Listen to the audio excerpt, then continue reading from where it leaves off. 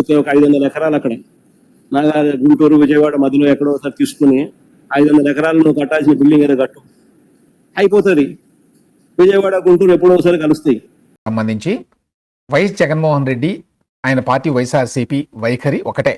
అదేమిటంటే అమరావతి అవసరం లేదు, ఇప్పటికీ అవసరం లేదు. మళ్ళీ అధికారంలోకి వస్తే గతంలో లాగానే అమరావతి ఉనికి లేకుండా చేస్తాము. ఎందుకంటే స్పష్టంగా జగన్మోహన్ రెడ్డి తాజా ప్రెస్ మీట్లో రాజధానికి 500-600 ఎకరాల్లో ఒక బిల్డింగ్ కట్టుకుంటే సరిపోతుంది అని ప్రకటించాడు. గుంటూరు విజయవాడ మధ్యలో లేకపోతే నాగార్జున యూనివర్సిటీ స్థలంలో ఒక 500-600 ఎకరాల్లో రాజధాని నిర్మాణం చేసుకుంటే సరిపోతుంది అని 2025లో కూడా జగన్మోహన్ రెడ్డి విస్పష్టంగా ప్రకటిస్తున్నాడు.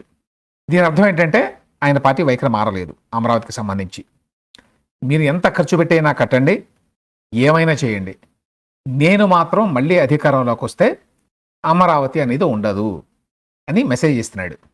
ఇక్కడ